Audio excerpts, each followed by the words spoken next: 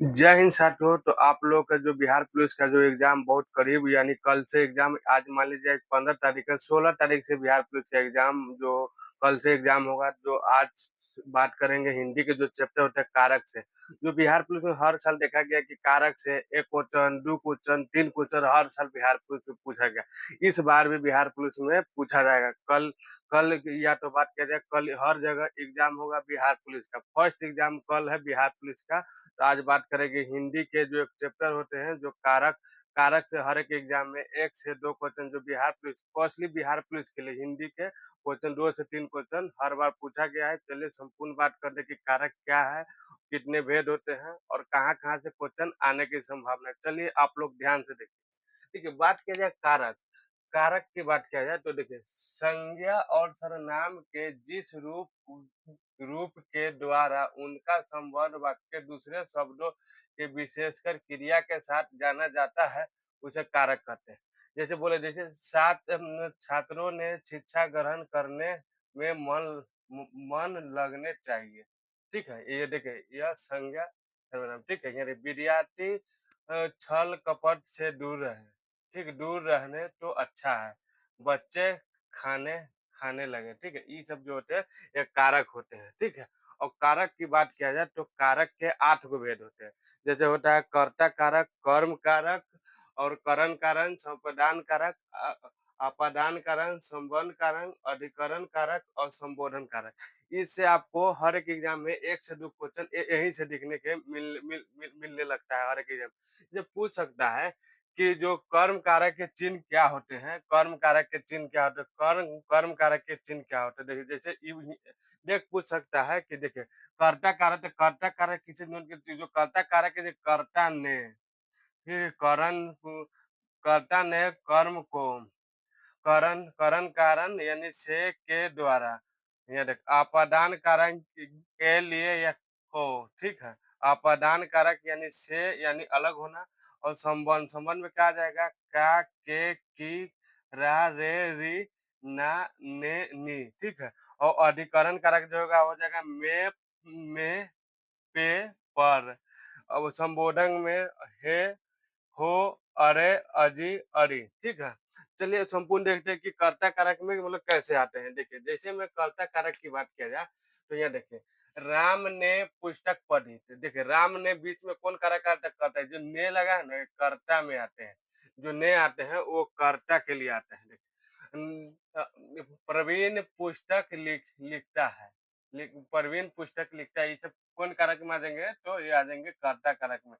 गीता जाएगी, ये भी आ जाएंगे कर्ता कारक में। देखिए, अब आते हैं कर्म कारक। कर्म कारक, मोहन रोटी खा रहा है, ये कर्म कारक में आते हैं। ठीक है, ये कर्म कर रहा है। जैसे देखो, मोहन रोटी खा रहा है तो पता चल रहा है ना कर्म कर रहा है। मोहन रोटी खा रहा है तो पता चल रहा है कि कर्म कर रहा है। ठीक है, लेखक उपन्यास लिखते हैं। लिखने के काम कौन कर रहा है, जो लिखने के जो काम कर रहे हैं कौन कर रहे हैं, लेखक कर रहे हैं।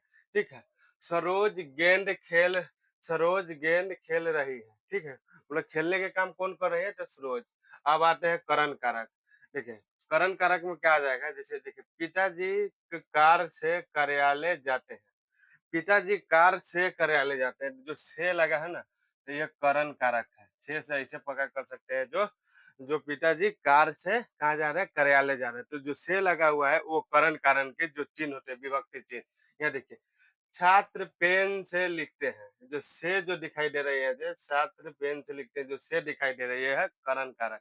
पूछ सकता है कि मान लीजिए कि करण कारण के विभक्ति चिन्ह क्या है, या कर्ता कारक के विभक्ति चिन्ह क्या है, या कारण के जो कारक के कितने भेद होते हैं, ये सब आपसे पूछने की संभावना। चलिए आप लोग आगे देखिए। जैसे बाजार में पैसे से सामान खरीदा जाता है। बाजार में पैसे से सामान खरीदा जाता है, किससे, तो पैसे से। तो से जो विभक्ति चिन्ह देख रहा है यह करण कारक है। अब आते हैं संप्रदान कारक। संप्रदान कारक में देखिए, यहाँ देखिए, मोहन ने दिनेश को अपना बस्ता दे दिया। देखिए, मोहन ने दिनेश को, देख रहे हैं, यहाँ देखिए जो संप्रदान कारक में करता है को, के लिए या को, ऐसे डायरेक्ट अगर को आ जाए तो को एक तरफ से मतलब ये कर्म कारक के लिए लगता है। के लिए होते हैं, जो 2 पार्टी के लिए होते हैं, जो जैसे मोहन ने दिनेश को अपना पैसा जो 2 पार्टी के लिए जो ये आ जाएँगे, ये हो जाएँगे को ये होता है संप्रदान का।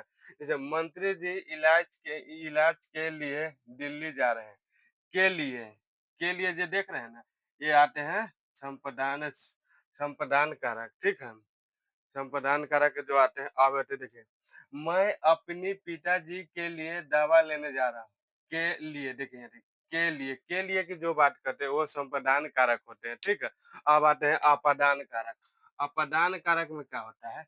लड़का छत से गिर रहा है मतलब जैसे से मतलब अलग होना, मतलब होता है ना जैसे अपादान मतलब से यानी अलग होना, ठीक है? तो देखिए लड़का छत से गिर रहा है तो जो से जो होते हैं ये अपादान कारक होते हैं।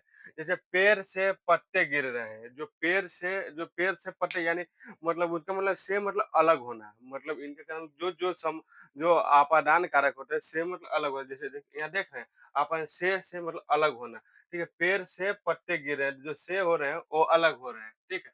आगे देखते हैं संबंध कारक, देखिए यह राम का पेन है। देखिए, यह राम का, ये जो का है ना ये संबंध दिखा रहा है कि जो ये पेन है ना, जो ये पेन है ये राम का है, ठीक है? आगे देखिए, प्रकाश के पुस्तक मेरे पास है। जो प्रकाश के जो पुस्त यानी जो पुस्तक है यानी जो किताब है वो मेरे पास है।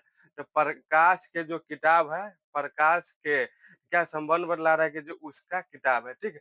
आगे देखिए, आकाश का कॉपी मेरे पास है, ये भी क्या बतला रहा है? संबंध बतला रहा है। आगे देखिए, अधिकरण कारक, अधिकरण कारक में क्या आ जाएगा? जिसमें पर लगा रहेगा, देखिए पर लगा हुआ है, मेज पर पंखा रखा है, ये क्या हुआ? अधिकरण कारक, ठीक है? अलमारी में कपड़े रखे हैं, ये भी क्या है? अधिकरण कारक, ठीक है? पिताजी खेत में हैं। जो पिताजी जो खेत में है यानी ये भी है अपादान कारक। में या पर जो लगे जैसे जो में हो या पे हो या पर हो, इस सब में जो भी लगा होता है वो अधिकरण कारक। एक होता है संबोधन, तो किसी को संबोधित करते हैं, देखिए संबोधित करने में क्या लगेगा? अरे बेटा यहाँ आना। अरे जो लगा हुआ है, ये होता है संबोधित करना किसी को, तो ठीक है? जैसे अरे हो गया, ओ हो गया, अरे हो गया या अजी हो गया या अरी हो गया, ये सब जो होते हैं वो होते हैं संबोधन। अरे सुन तो हो हिया आना, ये सब क्या हो रहा है? संबोधक से, ठीक है? ये देखिए, हे भगवान मुझे शक्ति दो। हे भगवान मुझे शक्ति दो, क्या संबोधित कर रहा है किसको? भगवान को, ठीक है? आगे देखिए, अरे भाई यहाँ आओ। मतलब अरे भाई हिया क्या बोला है? किसी को बुला रहा है, ठीक है? ये होता है संबोधक का। देखिए, आपसे एग्ज़ाम में किस तरह से क्वेश्चन पूछेंगे? पूछ सकता है जो कोई एग्ज़ाम में कैसे पूछेंगे? वो बोल देगा कि जो का है वो का जो है, जैसे बोल सकता है कि को जो है वो किस कारक है? आपको दे देगा कर्ता कारक, कर्म कारण, अपादान कारक, ये सब दे देगा आपको 4 गो ऑप्शन। 4 गो ऑप्शन में से आपको कौन सही है, कौन गलत है, आपको सही वाले को आपको टिक लगाने यानी आपको रंगना पड़ेगा, ठीक है? इस तरह से आपको क्वेश्चन पूछ सकता है जो कारक के कितने भेद होते हैं। आप लोग को हमेशा याद रखना है कि कारक के 8 भेद होते हैं और पूछ सकता है जो आठों भेद में मतलब पूछ सकता है कि जो 8 गो भेद होते हैं, पूछेगा तो 8 गो भेद आपको बतलाना है। पूछ सकता है कि कर्म कारक के जो विभक्ति चिन्ह क्या होते हैं, तो कर्म कारक चिन्ह वो होते हैं। करण कारक के जो विभक्ति चिन्ह होते हैं से के द्वारा होता है या के लिए। अपदान कारक के विभक्ति जो चिन्ह होते हैं के लिए या को होते हैं। अपदान कारक के जो चिन्ह होते हैं वो से होते हैं और संबोधन में काके की होता है, रा रे री होता है, ना ने नी होता है।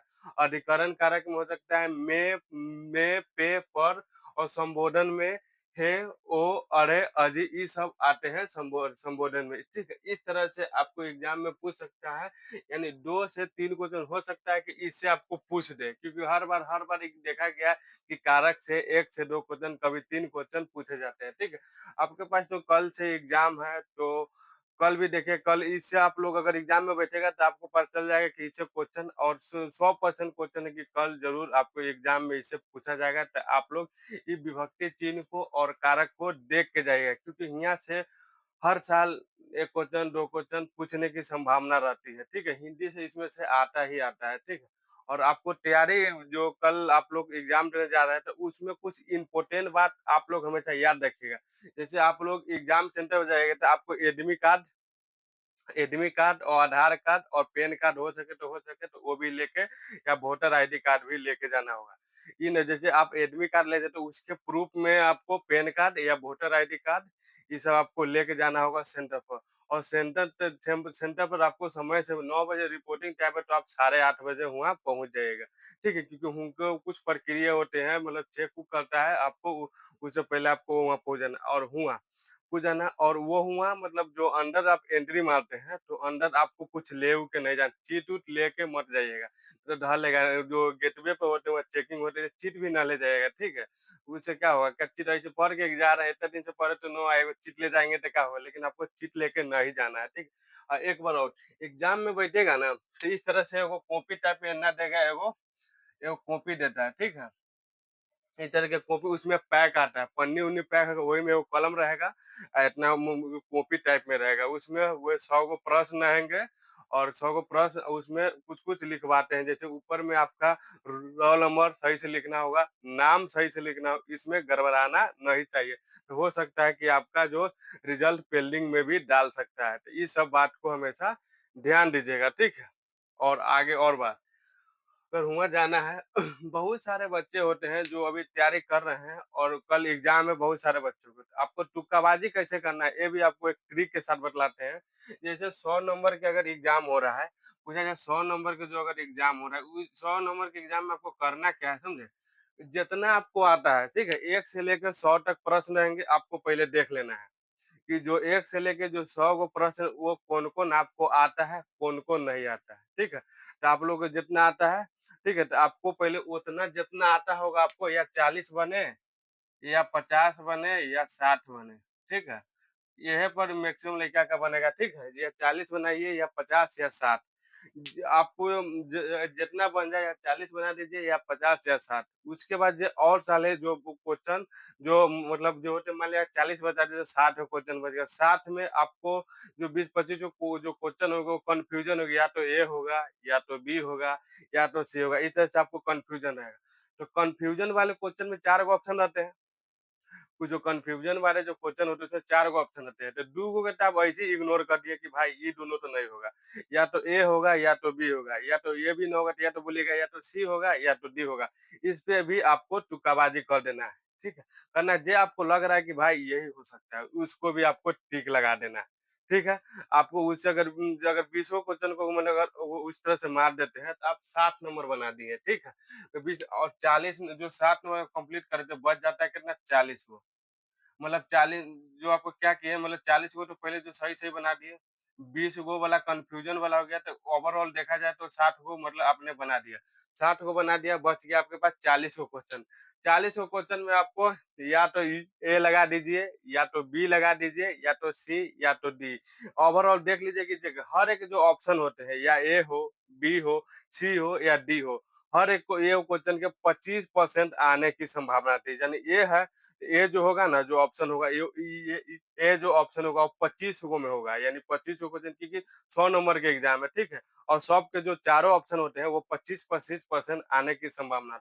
आप देख लीजिएगा जितना हम मारे हैं उसमें ए के कितना परसेंट आया है, बी कितना परसेंट आया और सी कितना परसेंट और डी कितना परसेंट इस पर आप लोग ध्यान दीजिएगा जैसे में आप देखते हो कि भाई बी लग रहा है बोर्ड के देखे हो कि ज्यादातर सी लग रहा है बहुत देखा होगा कि ज्यादातर डी लग रहा है तो इस सब पे आपको ध्यान देना है ओवरऑल निकाल के जे बचेगा जो कम आ रहा है उस पे कंटिन्यू आपको एक बगल से टिक लगा देना है अगर आ रहा है तो कंफ्यूजन उतना सॉल्व कीजिए जो बच रहा है या ए मार दीजिए या बी मार दीजिए क्योंकि इसमें निगेटिव मार्किंग नहीं है ठीक है जो बिहार पुलिस के जो एग्जाम होते हैं जो बिहार पुलिस का जो एग्जाम होगा तो जो कल से एग्जाम हो रहा है जो 16 से हो रहा है 16 जुलाई से जो बिहार पुलिस का एग्जाम हो रहा है कब से 16 जुलाई 16 जुलाई से आपको एग्जाम हो रहा है आपको सेंटर पर 8:30 बजे 8 बजे के लपेट में आपको सेंटर पर जल्दी पहुंच जाएगा कि आपको वहाँ कुछ प्रक्रिया भी होती है अपना रोल नंबर चेक करना पड़ता है एडमिट कार्ड से आपको मिलाना पड़ेगा गेट पर पोस्टर लगा देता है इस तरफ से पोस्टर लगा देगा आपको पोस्टर को देख लेना है कि आपके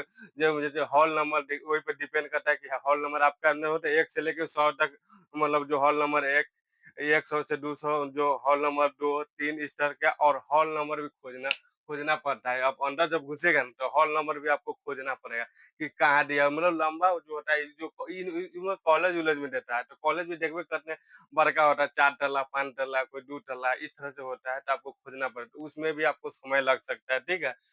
तो आप लोग का टाइम अच्छा खासा रहता है, आज 2 घंटा में आपको एग्ज़ाम होगा।